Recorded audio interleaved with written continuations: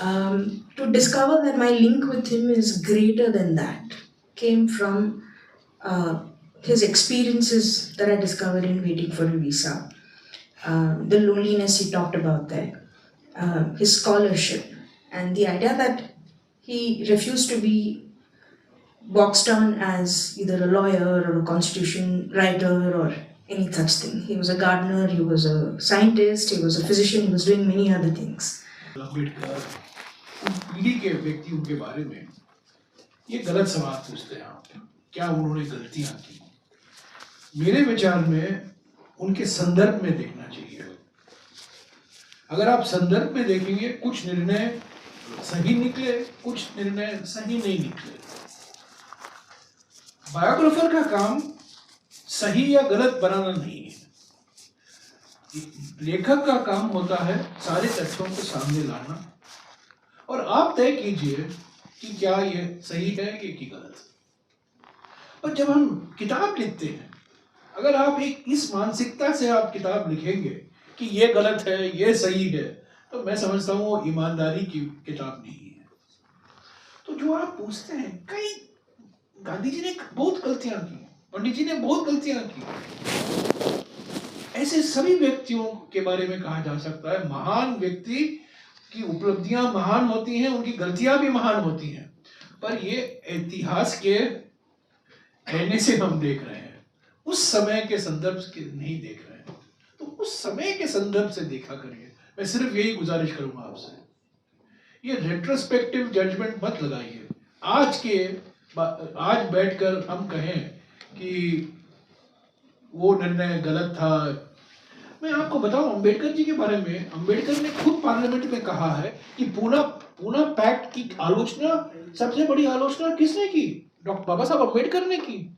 महात्मा गांधी की इतने फोटो है क्योंकि वो मीडिया के सब्जेक्ट है फोटोग्राफ के लिए। हजारों फोटो निकाले गए हैं गांधी जी के, नेहरू जी।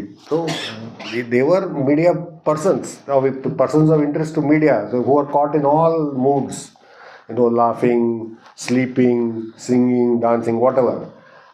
Ambedkar was of no interest, a very little interest, and only when he spoke did they hear him. I have read very closely Bombay Chronicle, which is the leading newspaper of that time, and covered the nationalist movement and everything, and politics in Bombay presidency. Well, there is not one place where Bombay Chronicle has gone and met interview कि हम Ambedkar का interview करेंगे. He had to speak to be heard. So such a person was never a photography subject. Whatever photographs you see are taken in studios by studio photographer. Doctor Ambedkar ने एक जगह लिखा है कि कम से कम गांधी में हिम्मत तो है ये कहने की कि ये अस्पृश्यता, अनटचेबिलिटी जो है कलंक है हिंदू धर्म पर। कोई नेता ऐसे नहीं कह सकता है। और ये भी कह रहे हैं कि मुझे कोई प्रिंसिपल लेस अनटचेबल के साथ बैठने से बेहतर है कि मैं गांधी के साथ बैठूं, बिकॉज उनके साथ मुझे थ्योरेटिकल डिफरेंसेस है।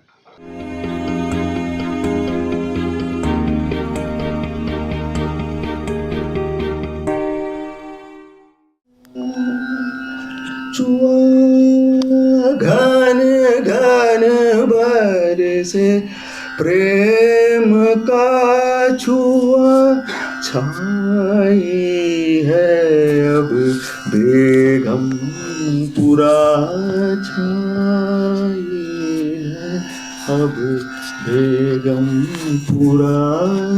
बूंद बूंद में भीम है भरा, बूंद बूंद में भीम है भरा, बूंद बूंद में भीम। जय भीम,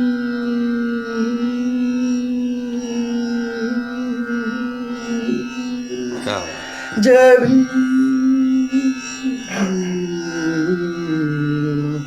बूंद बूंद में बूंद में जय Bhim. The rag is Mia Malhar, another master dancer, and one master, and I have my master to thank, which is Ustad Asifuddin Dagar, who trains me in some singing. And it is very happy that I get Jai Bhim greetings from people who work for HarperCollins, from my Ustad, from all kinds of people who probably 10 or 15 years ago didn't say Jai Bhim. So once again, Jai Bhim to all of you. Last month I've been thinking, 2 months maybe since we started working on this book. How old is Navayana? I mean, you can say 20 years, but it's 2,500 years old, the idea in terms of the turning of the wheel. And our journey of 20 years, even as a little spoke in that wheel, or even probably a little pebble stuck to the rim of that wheel, has been of 20 years. And these 20 years, like Ratan Lal was indicating, we have cashed in on Ambedkar, so to say, to Bhim Rao. So we've done books which have been landmark in terms of, very first book was Waiting for a Visa, done as a small 30-page book called Ambedkar Autobiographical Notes. Then we went on to do Bhimayana about 10 years ago, launched at this very venue, some other part of this building. And today here we are. And these were lines which I sang, which I wrote for Gail Omwit after she passed away during the rainy season. That's why Malhar.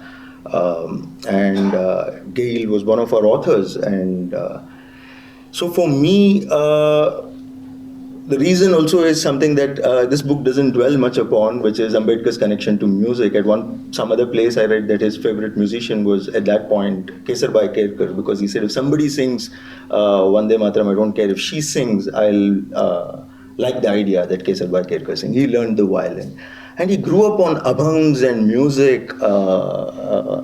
His father made it compulsory that he recite the Bhakti poets, him and his siblings, before they get their supper. So, and now we have a part after 4.5 years of work with Ashok Gopal. And it reminded me, the title came about also because of Kabir in some sense, because he talks about Bahuri Akela. You know, the idea resonated there. Hum sab mai, hum sab mein hum mai. Hum hai Bahuri, hum akela. With that courage that both Ambedkar and Kabir and the idea of Buddha give, we are here with apart. So for that, Ashok Gopal, before even a month before we announced this book, everybody used to say who is, and it was not quite Googleable. That's not the case in the last 10 days after the media attention on this book and on him. He refuses to sign books. This morning we went to bookshops, but it is his book, and it is a book about Ambedkar. It is, the subject of the book is more important than I am, and that's very clear in the book. The book is available out there for a discounted price of 800 rupees. So Ashok lives in Pune. All I know about him is he works as a content, that little author's information that we have. Know a little bit personally about you after 2 meetings, yes. But this is who is Ashok? Ashok is the author of this book. So before that, he was quite a nobody. Now this book has made him somebody. So I first call Ashok Gopal to the stage. So this is the stage, yeah, this way. At a level, I'm glad we didn't go to a bigger place where the stage is at a higher setting. So this is a level field in some sense, though there's this side, that side to it. Then I would like to welcome the 2 teachers who are here. They do out-of-syllabus stuff mostly. So both Ratan Lal, whom somebody introduced me as, you should call him Ratan Lal. So when I said Ratan Lal, he had some lovely ideas which were considered rotten, and they tried to arrest him for that. He runs AmbedkarNama, which is a very popular YouTube channel. And just before we came here, Ratan was trying to get and I'm thankful also because they are recording this event. It says both kharcha bacha diya aapko. Navayana works like this by depending on the benevolence of others. We raised about 15 lakhs to be able to print this book at this affordable price, I think, for 70 photographs, 864 pages with a lovely index. I'm here to sell the book also. Yeah. So Vijeta, whom some of you may have read here, and because of her some people have come here today too. She is known for her blog Ram Lola Ram, That's how I came to know her. We've been thinking of doing a book together for the past 4-5 years since I randomly one afternoon called her. That book hasn't happened, but many conversations, wonderful conversations have happened, and we share a common love for this very figure, Ambedkar. And we did a book about 4-5 years ago called The Attendant Details. And she said something to the effect that all my other errors can be forgiven because I did this book. I hope that is true and it gets better with this book. So finally, there's a person called Jairam Ramesh who prefers not to be known as a congressman. He's for now an MP. We don't know, this disqualification thing can happen when, we don't know. But I know him as a writer, and I particularly liked his book, Light of Asia and the history of what Jairam, please. And when I went to meet him, there was nobody, no security, nothing. I just walked into his house and met him. It was lovely, and he sits surrounded by books. And he knows what are in those books and which book is where. It was a pleasure to know Jairam personally. He is also a fan of our other book, Dust on the Throne, and he has endorsed Land Guns, Caste Women without meeting. We didn't meet. It was our books that spoke to him. So I'll leave it to the wonderful, they're all meeting here for the first time. Ambedkar and Navayana are the common thread that binds them literally here today, the door. So Vijeta has graciously agreed to host this evening and take care of the moderation of this panel. So over to you, Vijeta. I really look forward to sit there and enjoy this. Thank you.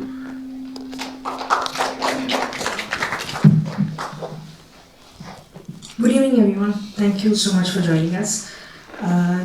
It's great to be anywhere where there is Baba Sahib's photo in such different directions and in such big sizes. To begin with, I'd like to tell you all a little bit about what the idea of a biography does, and what it does to me as a teacher, and what it does to, because I teach, I've been teaching for over a decade now, and I see its value almost every day when I see students walking in to have a conversation with the teacher, and then they find that the teacher is reading something, and then they in turn get curious to ask, what are you reading? Why does it have so many pictures? And then that's how it begins. So on one such evening, I was at my table in my department, and I was reading the attending details, and I discovered things about Ambedkar that I didn't know about before. I discovered that he played the violin. I discovered that he loved dogs. I discovered that he had a love for gardening, and every morning he woke up to make sure that he spent an hour gardening, and he knew all the botanical names of all his trees and plants. Why is such a detail important to me? Because in school I only knew him vaguely as the man with very strict looking specs who gave us the Constitution, and he was called the father of Indian Constitution. That's the only thing we learned in school. We didn't learn anything else. To discover that my link with him is greater than that came from his experiences that I discovered in waiting for a visa, the loneliness he talked about there, his scholarship, and the idea that he refused to be boxed down as either a lawyer or a constitution writer or any such thing. He was a gardener, he was a scientist, he was a physician, he was doing many other things. The student who I was talking about walked in, sat in front of me, looked at the picture of Ambedkar near my table, and then the book I was reading. This is a student I taught online over the pandemic, and he would never open his mouth in class. Something about the picture that I had near my window and the book that I was reading allowed him to open up a little bit. And then he started talking about Ambedkar. Then he started talking about how surprising it is to find somebody else reading Ambedkar. And then he opened up. Then he told me many stories about him and his mother and his education, etc. And it occurred to me at that point that the role of the biography as a genre will never wipe away itself from our lives. I've often heard people saying, do we need another biography of Ambedkar at this point? And I'm here to say, yes, we do.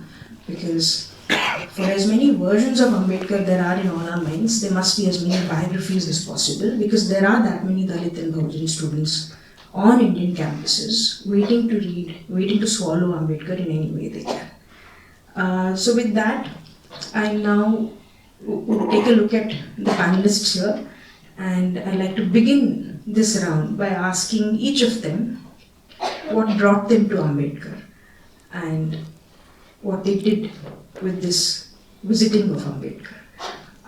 What made them read him, what did they discover about him, and how did he change their lives. I'm going to begin at a very personal round, and then we'll take it up from there. So I'd be thrilled if Ashok sir could tell us about the beginnings of this book, which very few of us know about. What brought you to Ambedkar and what made this book possible? Thank you. Thank you for your introduction, and of course thank you for everybody present on a holiday. So yeah, I'll come straight to the point about what brought me to Ambedkar and to this book. I think coming to the book is we'll leave it for another question maybe, because that is another long story. But brought me to Ambedkar. So like you said, you knew Ambedkar only as a like father of the Indian Constitution. I was a student from, I studied in Pune, so from Maharashtra, so we knew a little, 3-4 more other things by the time we had graduated from finished schooling. But apart from that, I really did not know much about him, although I had a BA in history and I worked as a journalist, and I can read and speak and write Marathi fairly well. I can't write Marathi, but certainly I can speak. So and this ignorance did not play any part in my life for a long time. You can survive with such ignorance. But around the turn of the century, around 2003, for various reasons, I had started reading Dalit Marathi literature, and that is when I realized that Dalit Marathi literature, of course, is entirely inspired by Ambedkar. He doesn't figure as a character in the literature so much, but still he is the driving force of that literature. And I did a lot of study of Dalit Marathi literature just as my own interest. And I realized that I don't know anything about Ambedkar, who is the driving force of this literature. So actually, so I have come to Ambedkar through Dalit Marathi literature. I don't know, I might have come otherwise, because if you are not a Dalit, you can go through life without knowing much about Ambedkar and without being aware of caste, and you can survive and do pretty well in life without all that. You need either a jolt or some experience or literature. So in my case, it was literature that brought me, and after a point it came that my Dalit Marathi literature reading phased out, and I started reading only Ambedkar.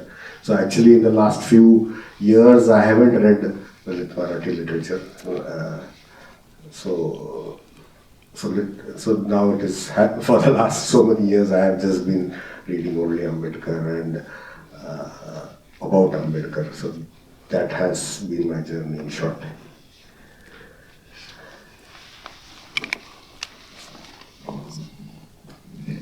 Well, all I want to say is, to begin with, biography writing in India is not something that comes to us naturally. As a genre, biography writing is very rare in our country. Our tradition is one of prashastis and charitas and hagiographies. And if you ask me which are the great biographies that Indian historians and Indian writers have produced, they will be restricted to my 5 fingers on either hand. Gopal's 3 volumes on Nehru and his biography of his own father, Dr. Radhakrishnan, stands out in my mind as what biography really ought to be. Rajmohan Gandhi's trilogy on Gandhi, Patel, and Rajaji are also, in the best sense of the term, true biographies. Ram Guha's 2 volumes on Gandhi are also quintessentially biographies. It'd be hard to identify a 4th person or a 5th person. And I really want to congratulate Ashok for producing a biography of a man who required a biography. We either have, in our country, on public personalities, we either have hagiographies on one side, or we have scurrilous condemnatory works on the other. And to produce a biography on primary archival material, I think that's the key test of a biographer. And I think Ashok really gets 10 out of 10 for mastering his sources and producing an archival biography. It's not a judgmental biography, it's a narrative biography. This is the other problem in India. We don't write narrative biographies, we write judgmental biographies. You either hate a guy and want to do a hit job, or you love a guy or you want to deify him.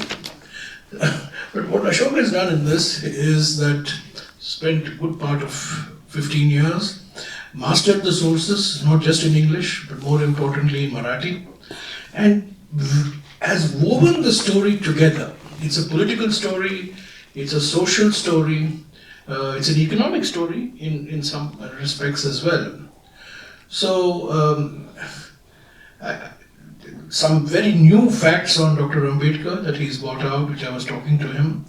But what he really deserves to be congratulated, and I mean this very sincerely, because I do a lot of reading, and I myself have written a couple of biographies. It's not easy to write a biography. It's not easy to bring together all information and try to bring out the person with all the complexities and contradictions. There is no public personality in India, starting with Gandhi, who is free of complexity and contradictions.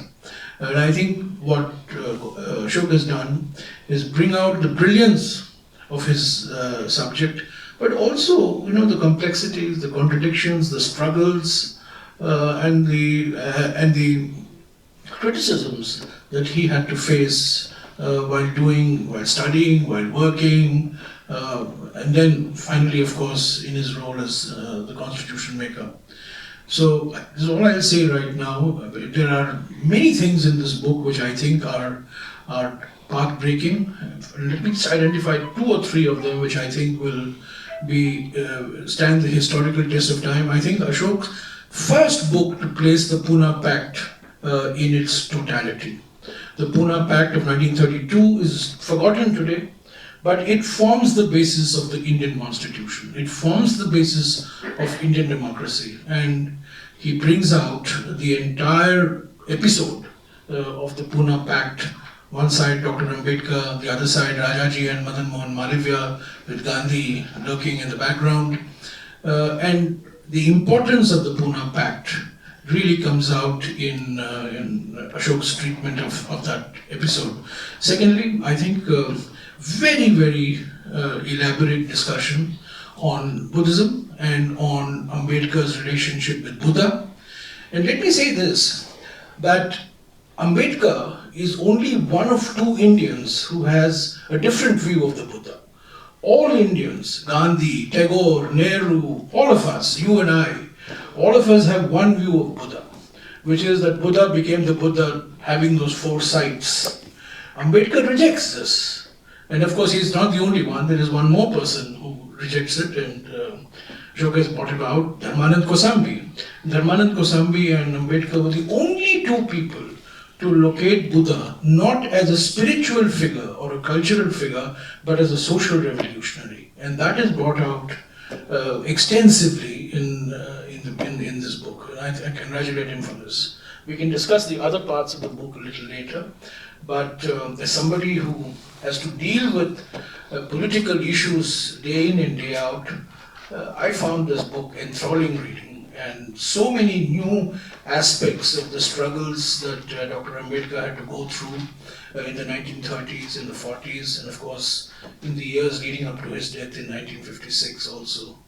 So I came to this book as a reader. I came to this book as a great admirer of Dr. Ambedkar. I myself, 22 years ago, I was telling Ashok, I wrote a piece on Dr. Ambedkar, the economist. And people said, oh, Dr. Ambedkar was an economist. So I had to explain to people that, yeah, he had degrees, he had PhD in economics on the problems of the Indian rupee.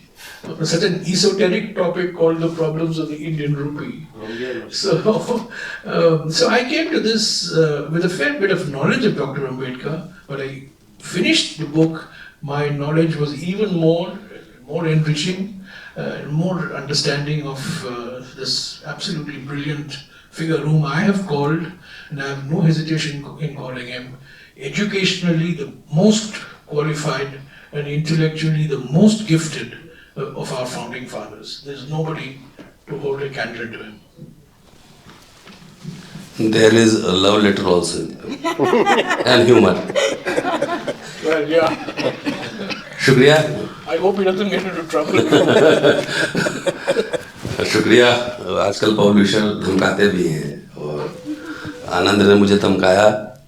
7 दिन पहले ये किताब मुझे दी, 10 दिन 3 हफ्ते हो गए और कहा कि आपको आ रहा है पढ़ के पूरा.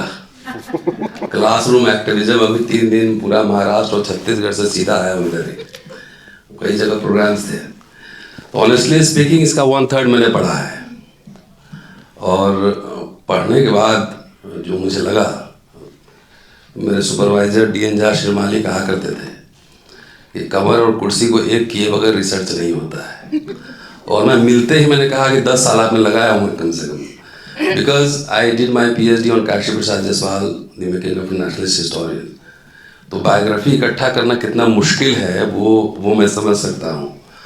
और ये एक सिंपल बायोग्राफी नहीं है, ये एक एक्स्ट्राऑर्डिनरी बायोग्राफी है, बिकॉज ये एक प्रोफेशनल हिस्टोरियन भी इसमें दिख रहे हैं ऑथर में और एक प्रोफेशनल जर्नलिस्ट भी है. प्रोफेशनल हिस्टोरियन इसलिए, मेरी आवाज़ दबाओ मत. प्रोफेशनल हिस्टोरियन इसलिए कि मैं जब किताब कोई पढ़ता हूँ तो सबसे पहले पीछे फुटनोट, रेफरेंस, इंडेक्स देखता हूँ. तो हम लोगों को ट्रेनिंग दी गई है कि भाई जो बात आप कह रहे हैं वो कथा है, भक्ति भाव से लिखे हैं या प्रोफेशनल स्टूडेंट ऑफ हिस्ट्री लिखे हैं, ये जानना ज़रूरी है. तो मैंने देखते कहा कि बहुत ही सीरियस ये किताब है, पढ़ना चाहिए इसको. और आगे 2-3 दिन टाइम मिला और 250 पेज में पढ़ गया. और इसलिए proper footnote, reference, sources, indexing जो होता है कि हिस्टोरियन जैसे काम करता है वो है. इसलिए कि इतना सिंपल लैंग्वेज है और ये कोई भी आम इंसान अगर पढ़ना चाहे तो आसानी से पढ़ सकता है. तो मैं अभी बात कर रहा था तो मैं कह रहा था कि जो लेनिन की राइटिंग है, जो एक्टिविज्म वाली राइटिंग है, या अम्बेडकर की जो राइटिंग है, अपार्ट फ्रॉम टेक्निकल राइटिंग, जो लोगों को एड्रेस कर रहे हैं, इतना सिंपल है कि कोई भी आदमी समझ सकता है. एंड दैट इसमें वो रिफ्लेक्शन है आपके राइटिंग में. इसलिए इट इज़ ए कॉम्बो, एकदम कहते हैं कि बाय 1 गेट 1 फ्री वाला मामला है. बहरहाल मैं एंशिएंट इंडिया पढ़ाता हूँ, एंशिएंट इंडिया का छात्र हूँ और अम्बेडकर से मेरा वास्ता पड़ा है लॉकडाउन में. और पढ़ाने, रिसर्चर के अलावा थोड़ा एक्टिविस्ट भी हूँ, तो कहीं कहीं भाषण देता रहता हूँ. तो मुझे सर्टिफिकेट एक पूरा एक कल्ट है जो सर्टिफिकेट बांटता है अम्बेडकर को लेकर, ख़ास तौर से दलित कम्युनिटी में. कुछ भी बोलो आप तो ये अम्बेडकर राइट नहीं है. कपड़े कैसे पहने ये अम्बेडकर, क्या खाना खा रहे ये अम्बेडकर राइट नहीं है. तो मैं समझता था कि व्हाट इज़ अम्बेडकरिज्म. पहले पढ़ा नहीं था विस्तार से, थोड़ा बहुत पढ़ा होगा. तो मोदी जी ने मुझे भी आफ्ताब में अवसर दे दिया कि मैंने वो लॉकडाउन के टाइम बेटा मेरा एक यूट्यूब बनाया मोबाइल पे, बोला कि आप इस पर शुरू कीजिए. तो मैंने पूरा अम्बेडकर कम से कम 1000 वीडियो जो हैं डॉक्टर अम्बेडकर के राइटिंग और स्पीचेस पे बना डाले पूरे, और वो यूट्यूब पे है अम्बेडकरनामा पर. तो ऐसे मेरा पूरा उनसे जो इंट्रोडक्शन हुआ है अम्बेडकर के राइटिंग से, और जो मैंने पढ़ा है अब तक, और जो मैं पढ़ रहा था तो ऐसे लग रहा था कि फिल्म की स्टोरी चल रही है पूरी, एकदम आप पढ़ते जा रहे हैं. और एक कनेक्टिविटी है कि Ambedkar was a multi dimensional, multilingual statesman, politician. कई रूप आकार हैं उनके. आप किस तरफ से आप देखते हैं अम्बेडकर वैसे ही दिखेंगे, है ना। रिफॉर्मर देखना चाहेंगे रिफॉर्मर दिखेंगे, लेकिन मुझे अम्बेडकर का रेडिकल वाला जो फॉर्म है, जो मासेस को, कॉमन मासेस को जो एड्रेस कर रहे हैं, वो मुझे बहुत अट्रैक्टिव अम्बेडकर के राइटिंग स्पीचेस में लगा है। बहुत सारे पॉइंट्स हैं और कई नई जानकारी है, जैसे लव स्टोरी के बारे में मैंने कहा, लव लेटर के बारे में। तो सुरवरे साहब हैं और पीछे उनके इंट्रोडक्शन इन्होंने दिया है, वाकई he is living encyclopedia and he wrote biography of my साहब in Marathi and Nadeem Khan साहब he translated into English, so I interviewed both। तो उन्होंने मुझे बताया था, इसलिए मैंने आपसे पहले सवाल पूछा था कि वो जिक्र है कि नहीं। दूसरा फूड हैबिट को लेकर, मतलब अम्बेडकर के पर्सनल लाइफ के बारे में बहुत कम बातचीत होती है।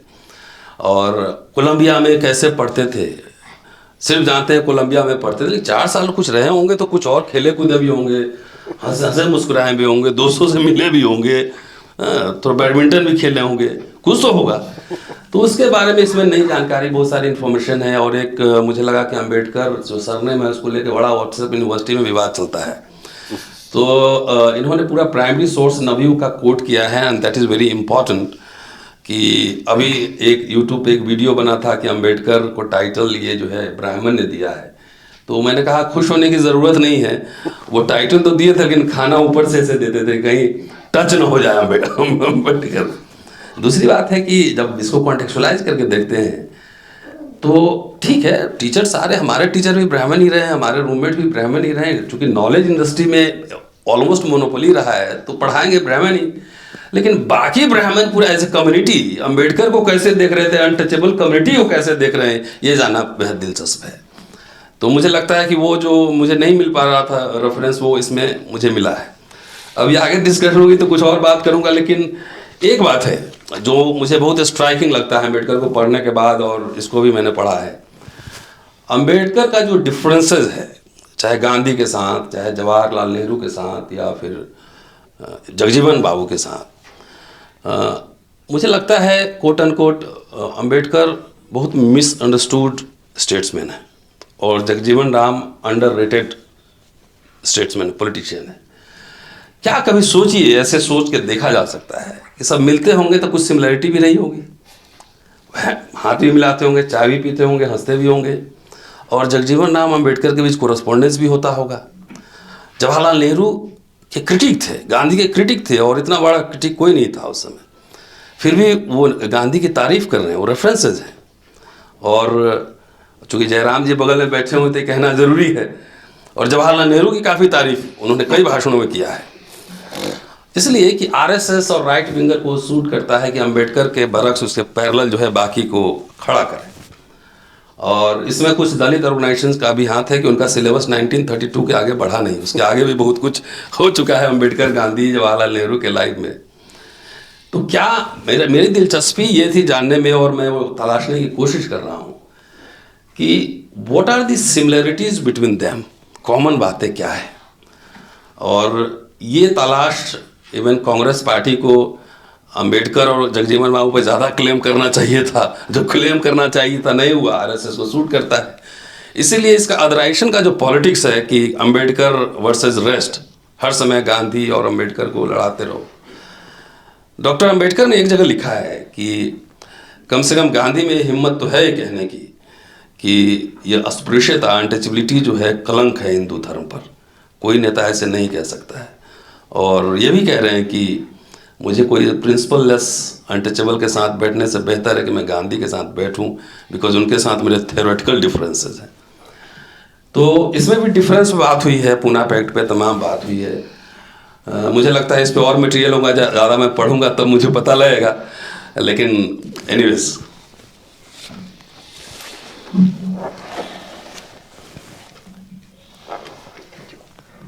So I think I'll come straight to the question now. The one thing I'm itching to know is about the love letter. I'm sure when you are also very excited to know about how you got hold of those. But I think this also opens up to a larger question to you in terms of assembling all of the writings, Ambedkar's Marathi writings and English writings, into a compact book like this. The journey of this book. So the first question has to be answered first. So I don't know. See, there are real and fictional love letters. So there has been a love letter circulating in social media, which Ambedkar is supposed to have written to Ramabai. That is actually from a novella, and that has been circulated as a love letter. So and it is written in a language that Ambedkar never used. Later, he formed a friendship with a lady in London who wrote to him a lot of, they were close, and who wrote to him a lot of letters which were overflowing with affection. But we don't know, we don't have Ambedkar's replies to that, so we can't say anything more on that. Later, just before he, a few months before he married Savita, I mean her name was earlier Sharda Kabir. For about 2-3 months they were having correspondence, and he really opened his heart to her. And there is a lot of, those are love letters. Yeah, and he also, I mean, there are, and those letters have been reproduced in the Savita Ambedkar's biography. Yeah. She had kept on to those letters for many, many years. She didn't want to, it was it's part of her life. But I think at some time in the 70s, mid-70s, she decided that, this could also become part of other people's lives. So, but those letters are still not very often discussed. Huh? And those letters are there. I mean, we all knew about those letters, and those, because anyway, the Survade's book in Marathi had come years back. So the letters are known from 90s, but that is not talked about for various reasons. Yeah, so those are the parts where there are, the real and the fake love letters. Yeah. Yeah. The second question was about the journey of writing. Journey of writing. So, yeah, once it was, I had decided that why I am writing the book was very clear, in the sense I figured out that what has been written, there are a lot of gaps and inadequacies, and it is it's bizarre, but people writing in English are not referring to the Marathi text, and the people writing in Marathi are not referring so much to the English. And really, the English not referring to the Marathi text for somebody who's academic and getting a grant, it is inexcusable. I mean, you have the money, you just can get a translator and get that done. So I think there's more to it than just language barrier, probably. But in any case, all these gaps were there. I said these have to be addressed. So the first my view was only to write about his intellectual journey. So more about his ideas and not much biographical information. So the first draft that was actually done was just half this size, I think. Anand will know the exact words. I think 80,000 words it was. Whereas currently it's 3 lakhs. So after his review, and Alex, who's sitting here, his review, they said that, look, biographical information is also required.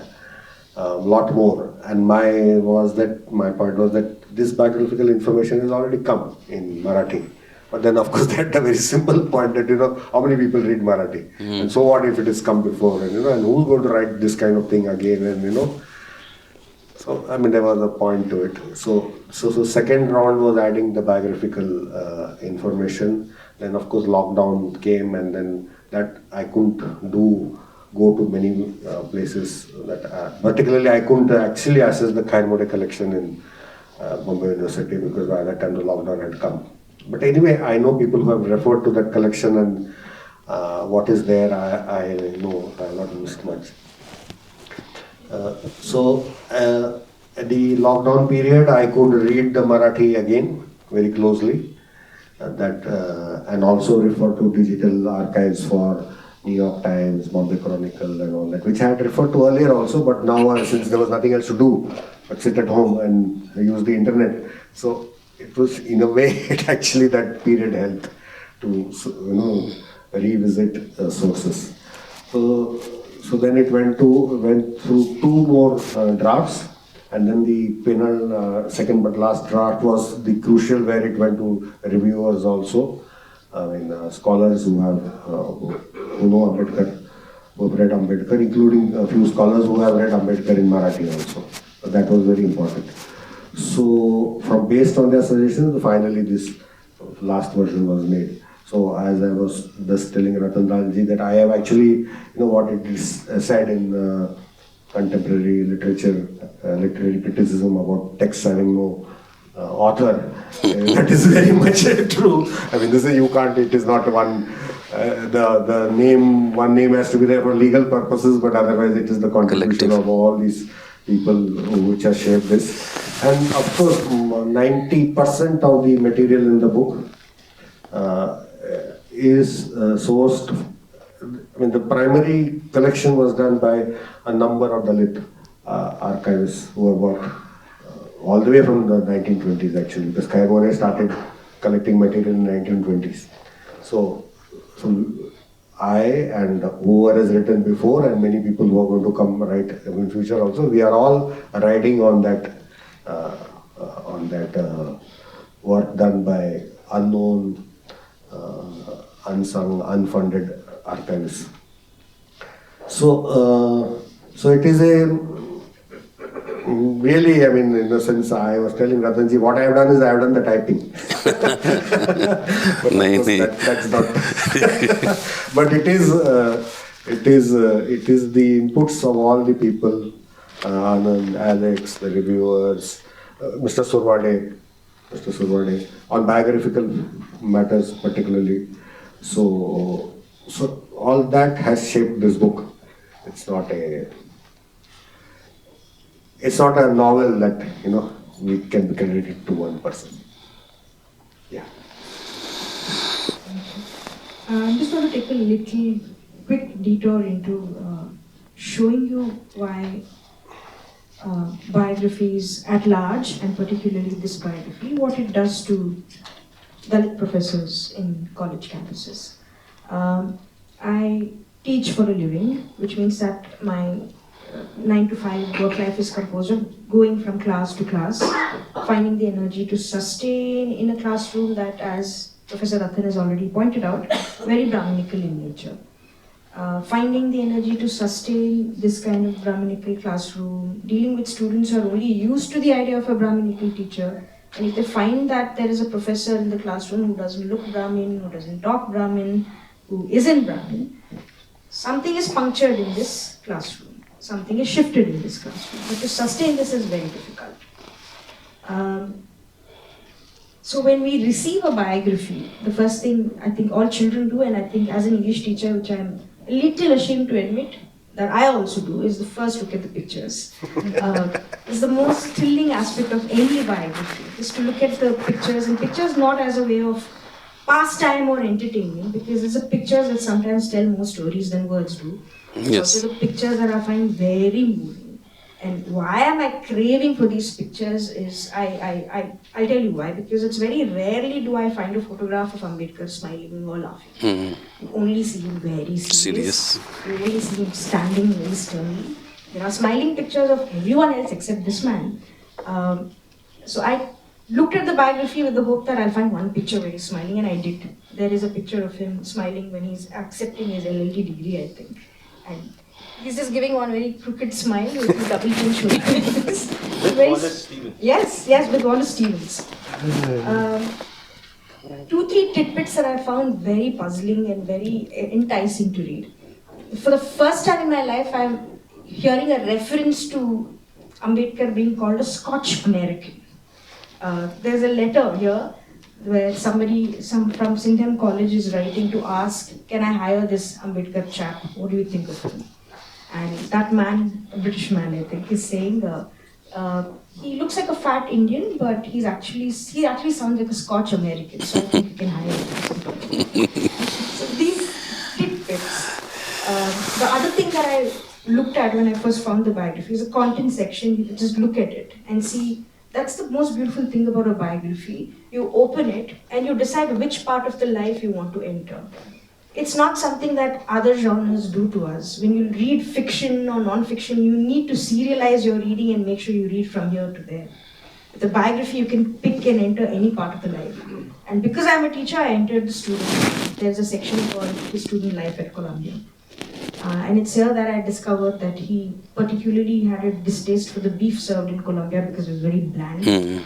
And because Professor Ratanlal pointed out that there are so many badges to being an Ambedkarite today. What you wear, how you speak, what you eat will decide whether or not you can like Ambedkar. And this is not new. Even for Ambedkar, in the 1940s, a cartoon which was circulated, which I found in Ambedkar's cartoon series, again published by Navayana.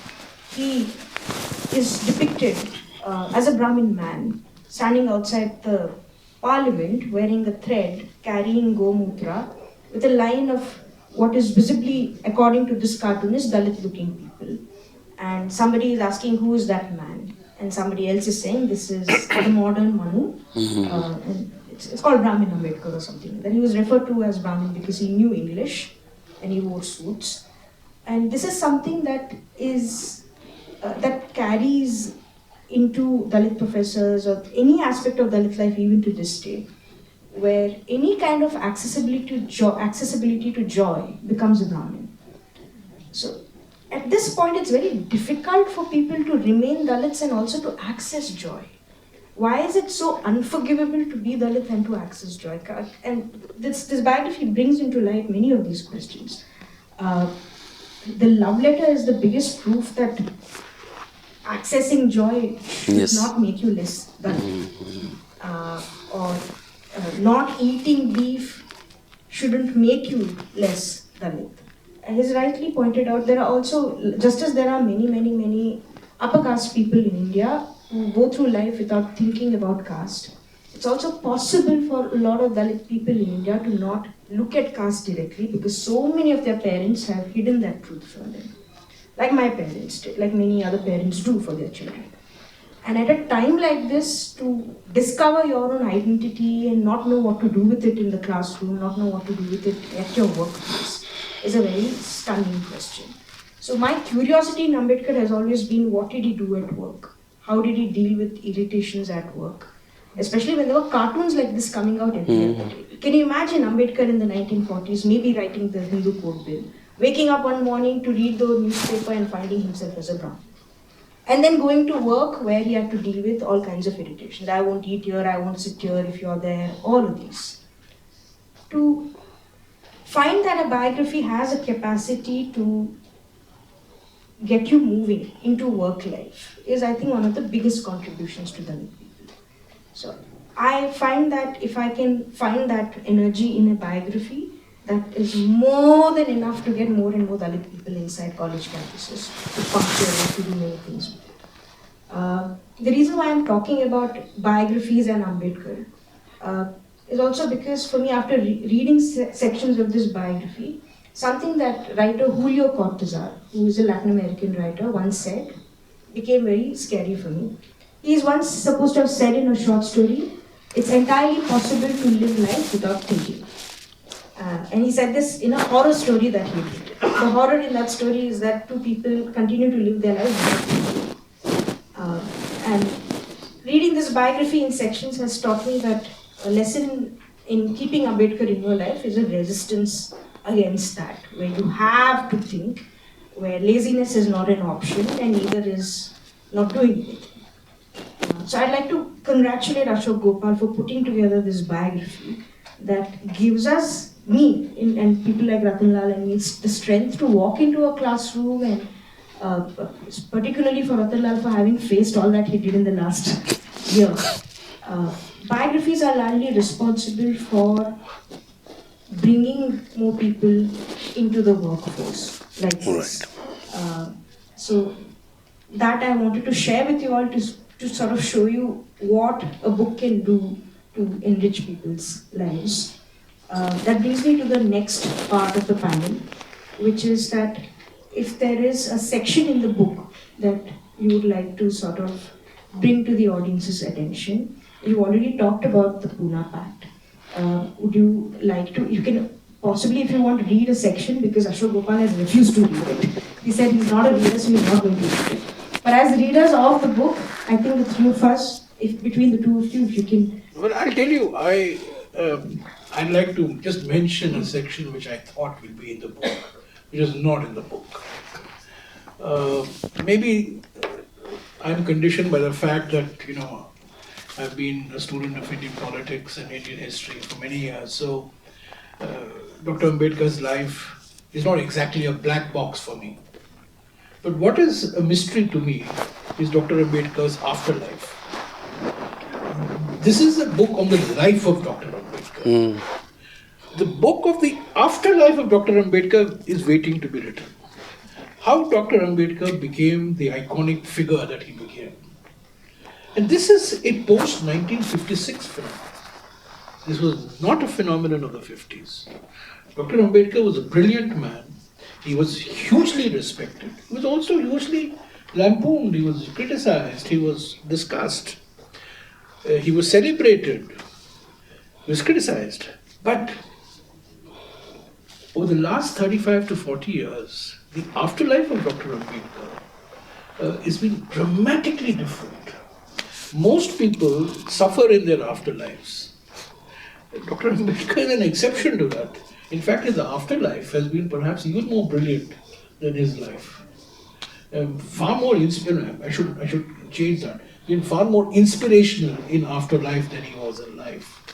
Because when he was in life, during his life, he was fighting with people of his own social backgrounds. He was fighting MC Raja. He was fighting Srinivasan. He was fighting the first Dalit cricketer who played for India, Balu Pavlak. He was fighting his own community. And Ashok brings that out beautifully.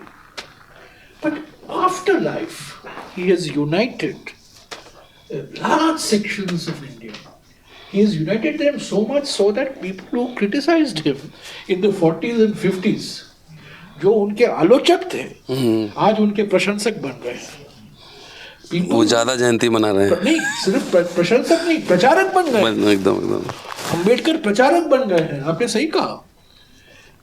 पर जब Hindu code bill आया, उनके बारे में क्या नहीं कहा गया. आज के जो रूलिंग आइडियोलॉजी है, जो विचारधारा है, जो सत्ता में है, जो नहीं कहा उन्होंने, वो मुझे आप देखिएगा, अखबार निकाल के देखिएगा, पार्लियामेंट के डिबेट निकाल के देखिएगा, और उसका भारत के राष्ट्रपति कहते हैं प्रधानमंत्री को, अगर आप हिंदू कोड बिल लाएंगे तो मैं अपनी अनुमति नहीं दूंगा. It has never happened in Indian history that a president tells the prime minister, if you bring a bill, I am not going to give you assent to the bill. And the prime minister had to write to eminent lawyers of India, getting the legal opinion कि राष्ट्रपति का क्या अधिकार बनता है हमारे संविधान में, आप बताइए मुझे. और उसके पीछे क्या क्या आरएसएस ने क्या नहीं कहा, हिंदू महासभा ने कहा. मैं ये भी कहूँगा कांग्रेस पार्टी में भी एक आम सहमति नहीं थी. इसीलिए तो जवाहरलाल नेहरू को हिंदू कोड बिल, इसीलिए उन्होंने इस्तीफा दिया कैबिनेट से. और अंत में तो आया 1956-55 तक तो पांच पार्ट करके तो आ गया. वो लोकतांत्रिक तरीका है, हम कह सकते हैं. कंसेंसस बनाया नेहरू जी ने, एक आम सहमति बनाई गई, उसके बाद एक माहौल बनाया गया और 5 कानून लाए गए. पर अंबेडकर की मकसद क्या था, क्या लक्ष्य था कि एक कोड में एक क्रांतिकारी सारे स्टैट्यूट आ जाए, हिंदू कोड भी ला जाए. So people who attack doctor Ambedkar for the constitution, who attacked him for the Hindu Code Bill, have become today his greatest champions. So I think that's what I was, Ashok has got a short chapter called Epilogue. That's the next book I would like to say. Yes. That you really need to understand how in the 60s and 70s, Dr. Ambedkar is still a respected figure. But from 1980 onwards, it's a transformed figure insofar as Indian social and political history is concerned. And there, of course, people like Kashirama all play a very important role. the Dalit Panther movement in Maharashtra plays a very important role. It's a literary movement, it's a political movement, and most importantly, this is what always has interested me. The beneficiaries of what Dr. Ambedkar did in the Constitution. See, Pune Pact, Ratan Lal जी आपको याद होगा, Poona pact सिर्फ चुनाव के लिए आरक्षण था. आरक्षण की बात जो हुई थी जो पूना पैक्ट में सिर्फ चुनाव तक संबंधित था. वो सेपरेट इलेक्टेड हो या ज्वाइंट इलेक्टेड हो, वही तो मुद्दा था. पर जब संविधान आया, जो आरक्षण शिक्षा में आया, सरकारी नौकरियों में आया, तो ये तो बड़ा क्रांतिकारी कदम था. और 1980 में पहली बार, अभी मैं हमारे मौजूदा प्रधानमंत्री का एक शब्द इस्तेमाल करता हूँ, जो लाभार्थी हैं, जो लाभार्थी समुदाय उभर कर आया था, वो लाभार्थी समुदाय ने अंबेडकर को एक बिल्कुल आइकॉन बनाया. काशीराम से लेकर बाद में और लोग आए. तो इस किताब में मैं अशोक से गुजारिश करूँगा कि अगर इसको आगे ले चलना है तो अंबेडकर 1956 के बाद अंबेडकर और 1956 के पहले अंबेडकर में जमीन आसमान का फर्क है. तो उस पर मैं समझता था कि मैं उसके बारे में पढ़ूं, पर वो नहीं था इसमें. I'm not criticizing you. No उसमें सर ऐसा नहीं था कि अंबेडकर आए लंदन से लौटकर या कोलंबिया से लौटकर और सारे अस्पृश्य कम्युनिटी के लोग उनको नेता मान लिया. वहाँ पे मातंग, फिर चमार, कई तरह के कास्ट कम्युनिटी, उनके कॉन्फ्लिक्टिंग इंटरेस्ट थे, उन्होंने नेता नहीं माना पहले. और इस पे कई जातियों के सभाओं में डॉक्टर अंबेडकर जाते थे, पान सुपारी कार्यक्रम एंड ऑल, और सबसे मिलते थे, बात करते थे. और एक लंबा समय जर्नी है. मतलब हिस्ट्री में कहते हैं ना, writing history is making history. अगर हिस्ट्री आप लिख रहे हैं तो हिस्ट्री बना भी रहे हैं. सो आप हिस्टोरियन को पढ़िए, पहले हिस्ट्री पढ़ने से पहले हिस्टोरियन को पढ़िए. एनीवेज मैं एक बड़ा सा सिली सा क्वेश्चन इनसे पूछने वाला हूँ अभी. लेकिन विजेता ने जो बातें कही, और हमारे कुछ स्टूडेंट्स भी यहाँ बैठे हुए हैं, कि आखिर इस बायोग्राफी का या रीडिंग अम्बेडकर, उसको पढ़ने के मायने क्या है हमारे जैसे लोगों के लिए. तो मैं सिंपल ये कह सकता हूँ कि इसके मायने ये हैं कि बहुत करेज देता है. और जब इस प्रेजेंट ड्रैकोनियन रिजीम में जब गिरफ्तारी भी होती है तो डरते नहीं, न झुकते हैं. डरो मत. डरना नहीं है, जो डर गया वो मर गया. और मैं एग्जांपल दे रहा हूँ कि क्यों डॉक्टर अंबेडकर जब गांधी से मिले थे तो ही said, mister Gandhi, I have no homeland.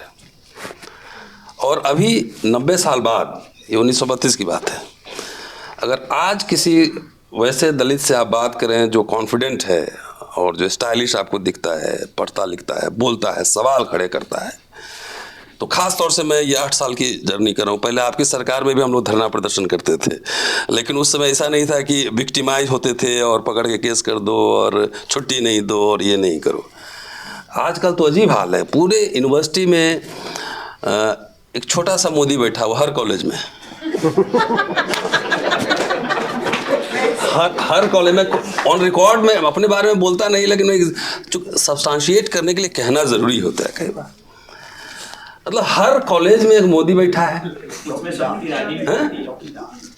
चौकीदार बैठा है. मोदी जी कह दो क्या, फिर अरेस्ट करेगा, कोई दिक्कत नहीं है. और एग्जांपल दे रहा हूँ, आप आइए, मैं हिंदू कॉलेज में पढ़ाता हूँ हिस्ट्री, और मेरे तपन कलीग, ओल्ड कलीग भी बैठे हैं, DN श्रीमाली, सुमित सरकार, सब लोगों से पढ़ा, तो एक अलग तरह की ट्रेनिंग थी. यूनिवर्सिटी में आजकल प्रोफेसर का चल रहा है प्रमोशन. मतलब मैं 10 किताबें ट्रांसलेटेड, एडिटेड, अरुंधति राय की किताब ट्रांसलेट किया, अच्छे लिखा भी है, लेकिन मेरा प्रमोशन नहीं हो सकता है कि मैं क्या टाउन नहीं करता ना, उधर सलाम नहीं करता रोज, स्पाइनलेस स्पाइन है अंदर. 5 साल से छुट्टी मांग रहा हूँ, sabbatical leave, for writing on A nationalist historian KP Jaiswal, जिसकी चर्चा साहब लोग करते हैं इधर, सरकार लोग. उनको नेशनलिज्म के बारे में भी पता नहीं, लेकिन राष्ट्रवाद के सबसे बड़े ठेकेदार हैं. इसी नेशनलिस्ट रिजीम में नेशनलिस्ट हिस्टोरियन पर किताब लिखने के लिए फर्दर छुट्टी नहीं मिलती. अगर आपसे नहीं जीते आर्गूमेंट में तो कुछ नहीं करे तो घर के सामने कचरा फेंकवा सकता है. And the present vice chancellor knows everything what is happening, लेकिन कहीं कोई सुनने के लिए तैयार नहीं। आपके पास दो ऑप्शन है, आइदर यू सरेंडर और लड़ते रहो। तो मैं अपने आप को बाबा साहब का बिगड़ा चला कहता हूँ, लड़ते रहूँगा। जब लड़ना छोड़ा ही नहीं तो हारा कब? मतलब कुछ नहीं हो सकता है आपको, तो कुछ नहीं, जेंडर इशू के केस में फंसा दो, वो भी हो चुका है, वो भी जीत चुका, आज तक रिपोर्ट नहीं है। करप्शन के खिलाफ बोलो तो आपको एडमिनिस्ट्रेटिव बार कर देगा, सस्पेंड करने का, टर्मिनेट करना, मुझे जो करना है एक ही बार करो, लेकिन सरेंडर नहीं करना। इसलिए ये बात कह रहा हूँ कि अभी एक जम्मू में एक दलित प्रोफेसर सुसाइड किया है। जब दलित प्रोफेसर सुसाइड करने लगे, स्टूडेंट सुसाइड करने लगे, तो मैंने अम्बेडकरनामा पे 3 वर्ड कॉइन किए थे कि कम से कम इतना हिम्मत रखो कि ये कह सको आंख में आंख मिलाकर, हाउ डेयर यू। और ये स्ट्रेंथ मुझे अम्बेडकर के राइटिंग एंड स्पीचेस से आता है कि मैं कह सकता हूँ हाउ डेयर। तो इसलिए ये जो पूरा सीक्वेंस है और बहुत सारे पैराडॉक्सेस, एवोल्यूशन की बात इन्होंने की है डॉक्टर अम्बेडकर की, और डेफिनेटली एक भक्त के नज़रिए से लिखा हुआ बायोग्राफी नहीं है, एकदम पूरा प्रोफेशनल जो स्टैंडर्ड्स होते हैं उसको मेंटेन किया हुआ है। अब मैं सवाल पे आता हूँ कि पूना तो पेशवाइयों का अड्डा है, और मैंने इनसे पूछा कि you are not a Dalit, you are a Brahmin, और आप अम्बेडकर पे इतना 20 साल से काम कर रहे हैं, बहुत सारे मटेरियल इकट्ठा किए होंगे, घर में चारों तरफ बहिष्कृत भारत, मूक नायक और क्या क्या रखा हुआ होगा। बिकॉज हम लोगों को पढ़ाया जाता है कि भाई हिस्ट्री पढ़ने से पहले हिस्टोरियन को पढ़ लो, हिस्ट्री लिखना, इतिहास बनाना भी है। तो आपके घर में लोग आते होंगे, जनेऊ पहनने आते होंगे, पेशवाइयों का अड्डा है पूना, दोस्त भी होंगे, घर नाते रिश्तेदार भी होंगे। What was their reaction? वो हिस्ट्री राइटिंग का एक्सपीरियंस क्या है? कभी आपको किसी ने मना किया, किसी ने धमकाया, किसी ने कहा मत लिखो? कई बार होता है हिस्ट्री राइटिंग में स्पेशली। तो इसमें मैंने एक सवाल पूछा है, वो अभी तो उसमें बंद है, लेकिन आपको जानना चाहिए जरूर। जी अशोक जी।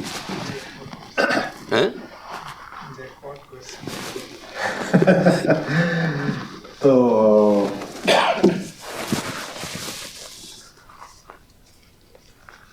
पुणे में I lived all my life, तो obviously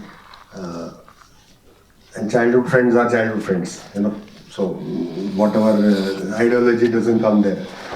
So, and in Pune, if you are brought up in Pune, you will, I mean, when I grew up at that time, if you were in Pune in those years, so you would definitely have friends whose parents are Congress oriented, RSS people.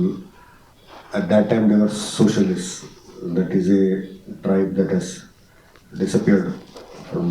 They were famous socialists in Pune. Disappear नहीं हुआ, RSS में बढ़ते हिंदुआइजेशन हो रहा है, And फिक्टिशन। journalists also. So in journalism also there were from many different ideological backgrounds. So yeah, but to answer the question of whether what was the reaction like, तो दोस्तों में तो ये था ही कि भैया ये क्यों कर रहे हो, लिखना ही है तो XYZ पर लिखो, सावरकर पे लिख दीजिए। तो मेरा ये था कि नहीं, दूसरे भी नाम थे, विनोबा भावे वगैरह। तो मैंने कहा कि देखो भाई, उनके बारे में तो ऑलरेडी बहुत कुछ लिखा है, एंड मुझे तो कुछ ऐसे, मैं तो I am not a professional writer type of person कि ये कमाई है मेरी, लिखना ही है। तो जिसमें इंटरेस्ट है वही तो लिखना है, and you have something to say, because after all when a book is published, you know, it is paper, trees are being cut. I mean, I really think that way. When rubbish books are published, you know, it's a crime against humanity. So therefore so my answer there was that on those other people I have no either I don't have any special knowledge or any need I feel to write about them. There was no opposition as such, but there were certainly question marks. भैया ये क्यों कर रहे हो? And even now, when once the book has been released and all that, there are a lot of friends who have congratulated me, but I know they will not. अंदर से खुश नहीं होंगे। They will not buy the book. They will not pick up the book. That cannot be. My objective, however, always was from the beginning that we should read, the book should be written in a manner that it reaches to the widest audience. Yes. There is no point in just talking to people who are already Ambedkarites. उसमें क्या है? No purpose is served. I mean, so anyway, one has to be balanced, but even otherwise also, that I was having in mind that there would be admirers of Gandhi, there would be admirers of Nehru who would be reading the book. So you have to, you can't sell it, but you have to appeal to all of them, and they should find reason to continue reading the book and realize the value of Ambedkar's thought. So yeah, there was no, I can't really say any opposition or anything. It's just that my family, my wife and daughter would keep asking me that, भैया इसमें कुछ जो काम करे इसमें कुछ निकलने वाला है क्या? But I say, बैठे some years together, because that would be quite a all-round disappointment. 15 years you spend something and nothing comes out of it. That was the only. नहीं, यहाँ से मैं बता सकता हूँ कि 2-3 साल पहले बोला था कि ऑस्ट्रेलिया का वीसा ले लूँ क्या, किताब आए तो his family was concerned that इसको लेके क्या होगा, and he is not a public figure, so he was like thinking about it. This was, did you waiting for the visas? Yeah. मेरा भी वीजा रिजेक्ट हुआ है अभी. Look at the title he gives to his. अभी London में lecture था. Waiting for a visa. Yeah.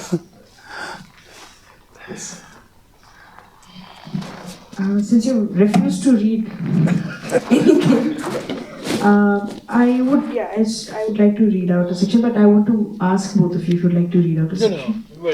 Sure? Okay. My favorite section is this his section in Colombia. Not a love letter, I hope. The Colombia, yes. Oh. Student in London. No.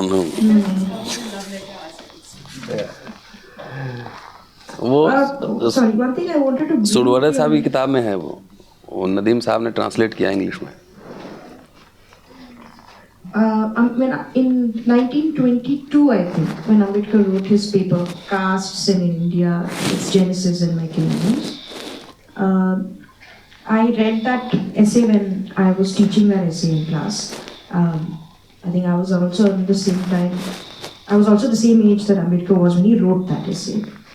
And it took me a while to get through the first page because it's the only essay I've read by a man who has faced untouchability, looking at untouchability as if it were an organism in a microscope.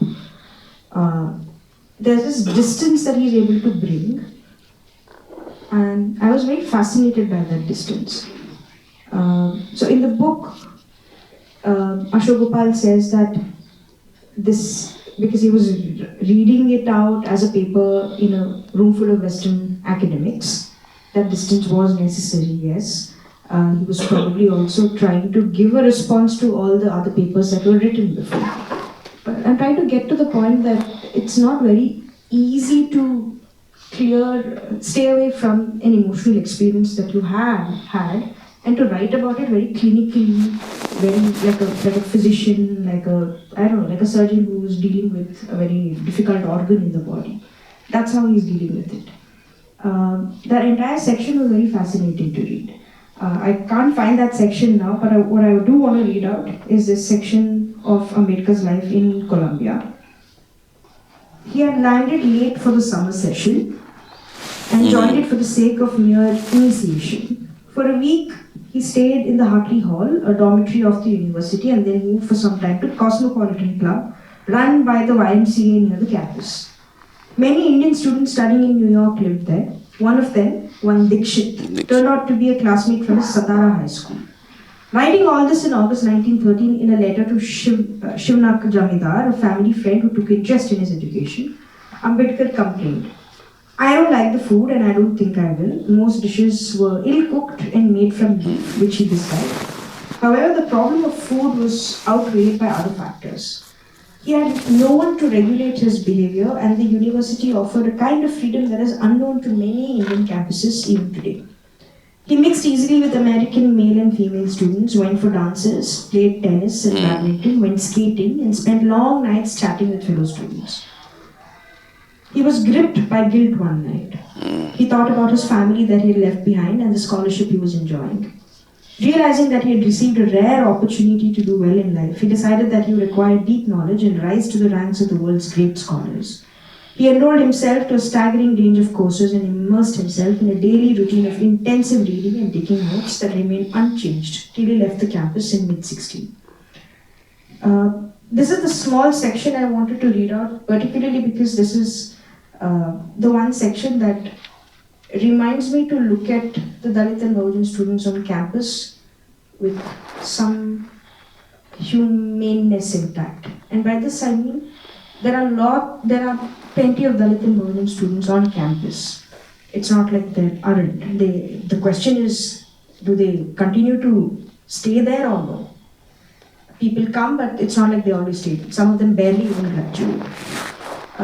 They look around and they find a whole different, kind of different notion of youth all around them.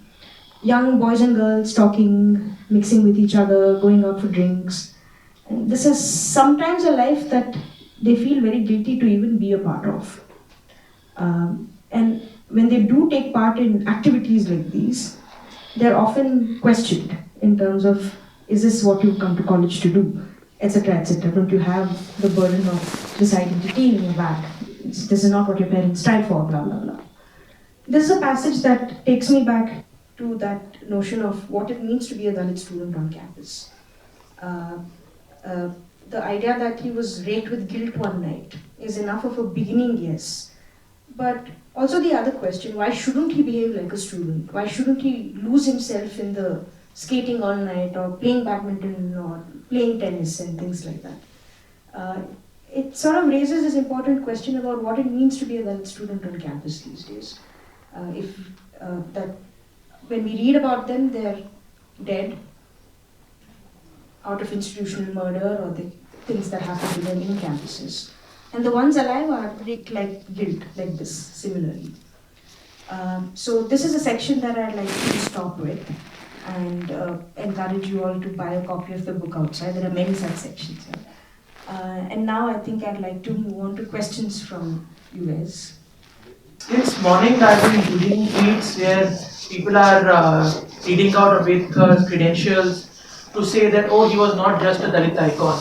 And I've almost become tired to read that. And at the same time, I also think about how saying that is that not taking away his specific radicality, and also the fact that there is a community that he worked for, and that is a community that owns him. So the credentialization of him and this understanding of him, can we go beyond it in a place where we recognize and acknowledge that core Dalit radicality, while obviously knowing that he's a person, obviously he was an economist, he wrote about the problem of the rupee.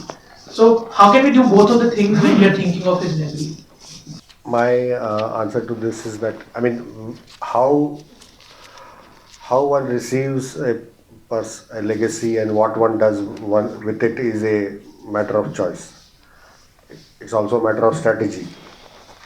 As Ambedkar himself deployed strategies for all the legacies that he received.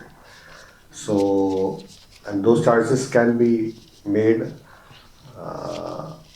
after deliberation, or then maybe we want him only this way or that way, and so that is a matter of our own thinking and the circumstances. As far as what I have studied is him, how he portrayed himself and how he thought. So they are definitely, I mean, all the way from the beginning, in the sense, in fact, I have the argument in the book is that one of his core concerns, one of the ideas that gives coherence to his entire thought, which includes a lot of changes in positions and some inconsistencies and all that. The core idea is of what he called social democracy, and that is what he strove for. So, if we have to understand him on his terms, that seems to be the path. But however, one can always understand, make use of the past in any which way we want, according to the circumstances, as he did with the Buddha. He didn't take the Buddha that, as you have said, he didn't take the Buddha that has come down the ages. He fashioned his own Buddha. So it is very much in our we have the autonomy and the opportunity, may not be the opportunity, but at least we have, in principle, we have the right to do that.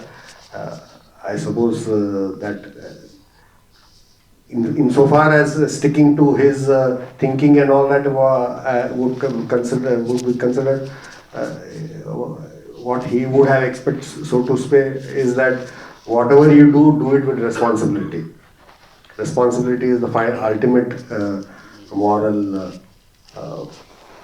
cutting point, and so if you and with deliberation and with reflection on consequences. So that was his approach. So it might sound like a roundabout answer to think, but the thing is that we are, I hope I have made it clear that we are talking of two different things. One is about how do you fabricate a legacy for your own purposes, and other thing is how do you understand a person on his terms.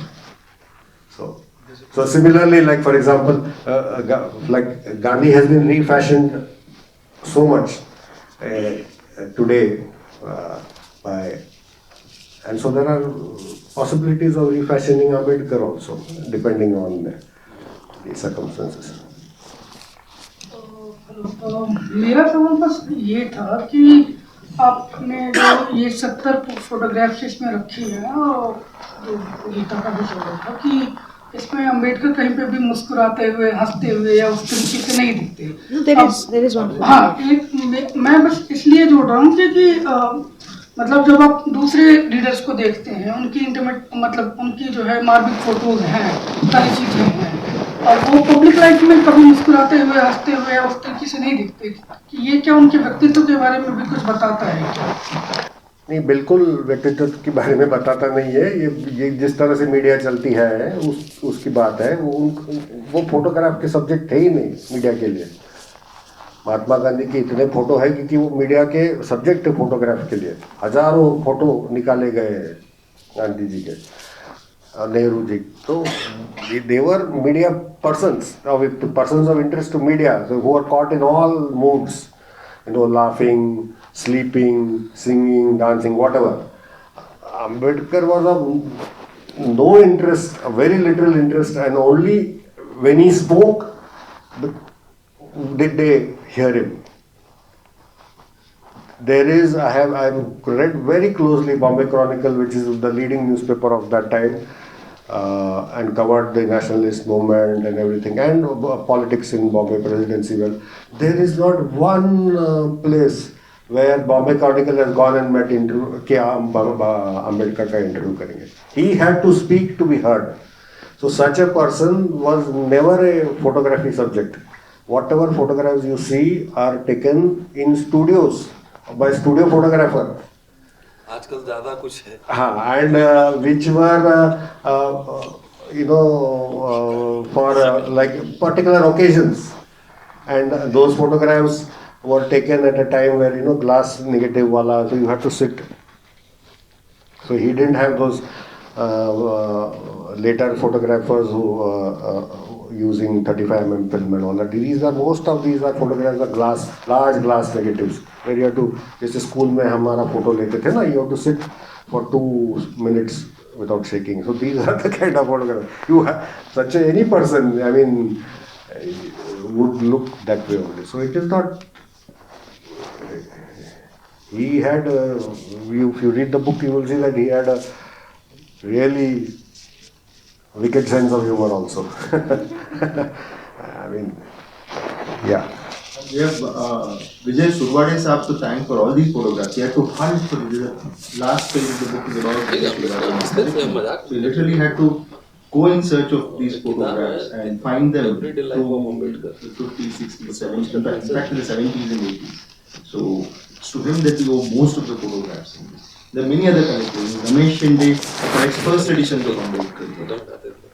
He's just a 10th class pass, worked in the port, and then a small house in a chawl, and he has all the first editions of Ambedkar. These are the unsung heroes. And some of them have been sung about, some of them are YouTube videos on it. There's a question from Sunil Sardar, our dear friend.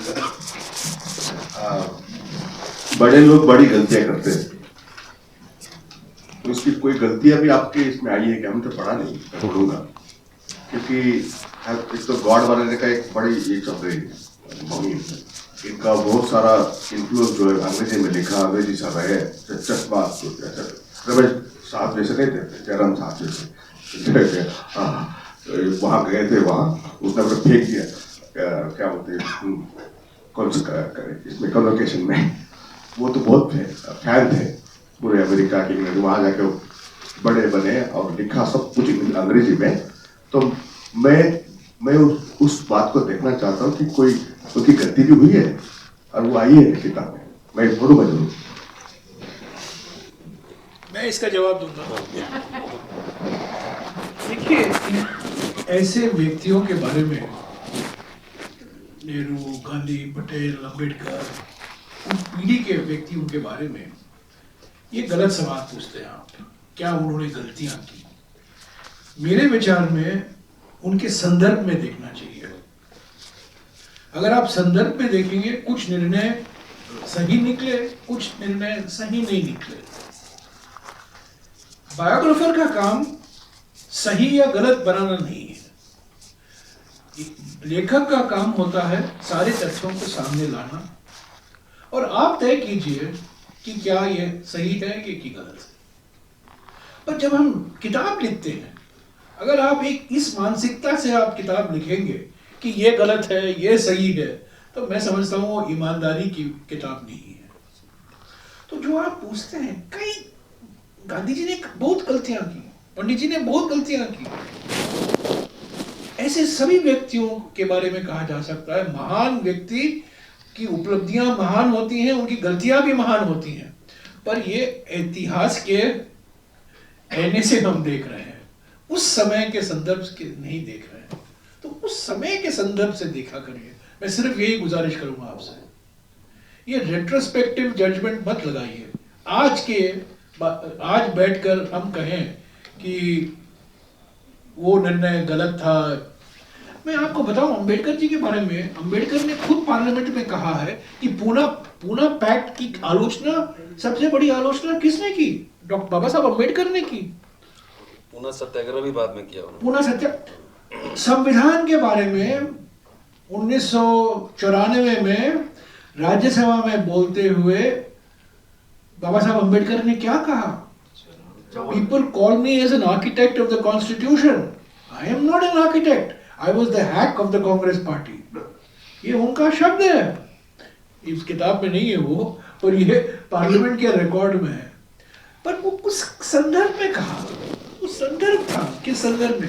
अगर वो उस statement को आप निकालोगे और कहोगे कि अंबेडकर ने अपनी ही विरासत को नकारा, वो गलत रहेगा। तो ये सवाल हम लोग अक्सर, क्या ये आप तो एकेडमिक हैं, आप इसका सवाल का जवाब दीजिए। मेरे होता क्या है, अपने हिसाब से फैक्ट लोग निकालते हैं हिस्ट्री से। जैसे अंबेडकर साहब ने कहा है कि भाई मैं पहला आदमी हूंगा जो संविधान को बदलने वाला हूँ, लेकिन उसके आगे पीछे भी तो लाइन है कि आगे पीछे ये है कि संविधान जो है एक स्केलेटन है, उसमें ब्लड और फ्लैश अगर डालना है, अगर उसमें नहीं डालते हैं, कॉन्स्टिट्यूशनल मोरालिटी की बात कर रहे हैं, नहीं डालते हैं तो बदलने वालों में हम रहेंगे।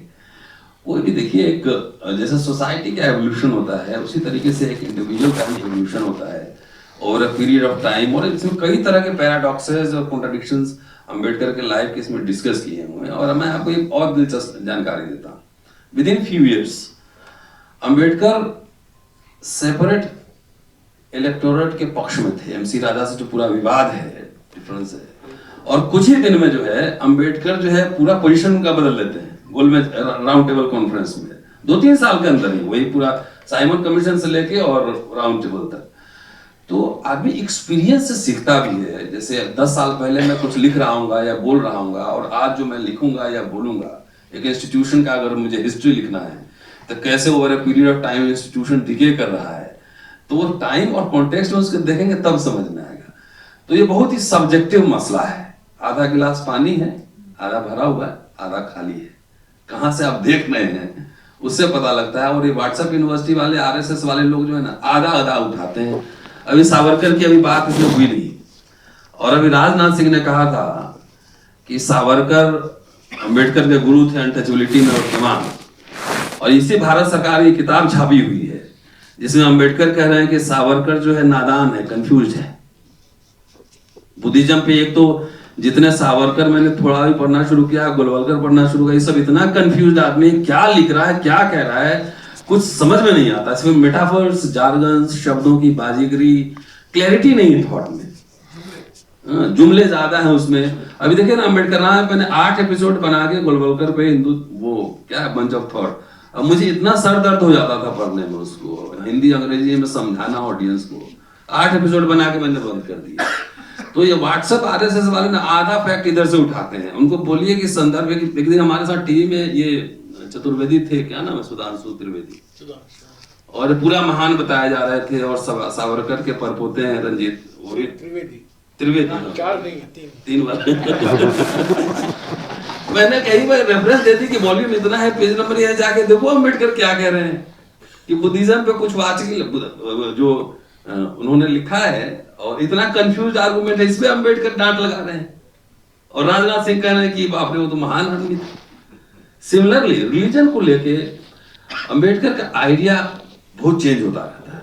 और वो जब वेटिंग फॉर वीजा लिख रहे हैं तो उसमें बात कर रहे हैं कि 10वीं जब पास किए थे तो बुद्ध चरित्र में, नाम भूल गया, उनके बाबा कोई थे वहां पे, बहुत सोशल रिफॉर्मर थे, बुद्ध चरित्र उनको दिया गया था। पिताजी कहते थे रामायण पढ़ो, महाभारत पढ़ो, और बुद्ध चरित्र उनको बहुत इंपैक्ट डालता है। तो जो कन्वर्जन वाला जो सवाल है, गोपाल साहब ने 40 में कहा है, लेकिन मुझे लगता है कि मनगांव जो सभा है, और वहां से Ambedkar was very clear about his ideas, और उनकी दिलचस्पी नहीं थी। मनगांव की सभा हुई साहू जी महाराज के साथ, उसमें पूरे र्यूमर एरिया में उड़ गया, चला दिया कि ये कन्वर्जन वालों के, धर्मांतरण वालों की मीटिंग होने वाली, इसलिए वहां लोग आए नहीं ज्यादा।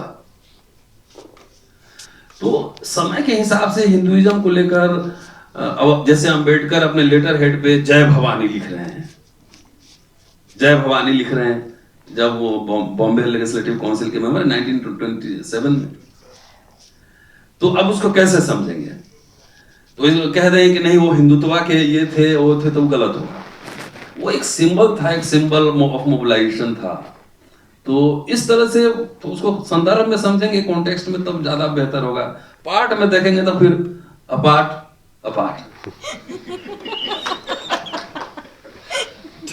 Thank you. Gopal ji, most of the time he lost election because he was ahead of his time, or he was very modern in dressing and all this thing. He could not compatible with the people. What was the reason? So, even in the first election, he won one election, 1937, and after that he talked about the election results. So that time itself he says that electoral politics requires certain things. So which he always faced the problems. One is it requires money, lots of money. That was the problem. Secondly, the system of which we have, that is the first past the post, that you can get only 20% of the vote and still win if there are a number of candidates. So all this is like, so it is electoral winning in electoral politics is a very sophisticated game, as we know now, and even the smallest corporator level kind of politicians know how this game has to be played. So that way he had no inclination for that.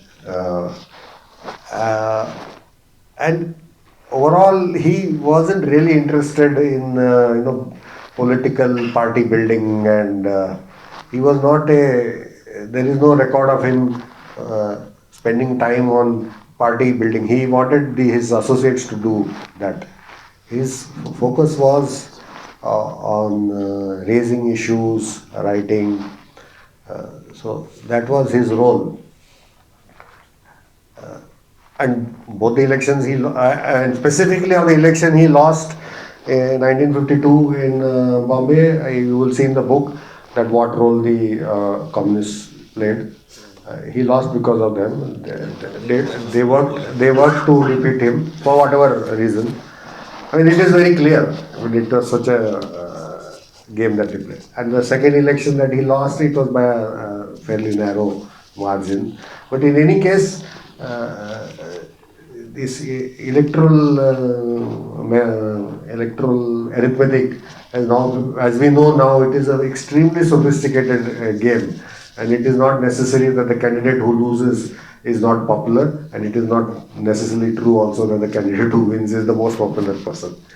You can win with a small amount of without a majority vote also you can get elected. Last word should be Jai Bhim.